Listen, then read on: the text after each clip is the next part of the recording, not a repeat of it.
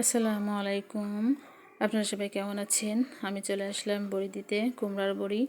তো এটা সুন্দরভাবে আগের দিন ভিজাই রেখেছিলাম আর পরিষ্কার করে রেখেছি। এখন এটা ব্লেন্ডারে দিয়ে দিলাম। ব্লেন্ডারে দিয়ে এটা ব্লেন্ড করে এই যে ফেনাচ্ছি, ফেনায়ে বড়িগুলা এখন বসিয়ে দেব।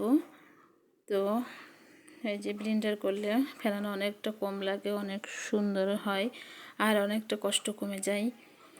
তো শীতকালে বড়ি সবাই দেয়, সবার খুব পছন্দের একটি খাবার। তো আমার ফেভারিট, সবাই খুব বড়ি পছন্দ করো, ওই কারণে আমার প্রত্যেক বছরই বড়ি দেওয়া লাগে। 3 থেকে 4 কেজি করে দিই। এটা আমি রেখে দিয়ে পুরো 1 বছর খাই। তো বড়ি দিলে তরকারির স্বাদটাও অনেকটা বেড়ে যায় আর খেতেও অনেকটা মজা লাগে।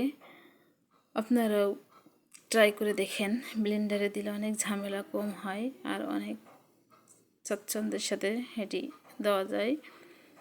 বড়িগুলো দেখেন কত সুন্দর হচ্ছে। ভালো লাগলে লাইক কমেন্ট শেয়ার করে পাশে থেকে। আসসালামু আলাইকুম।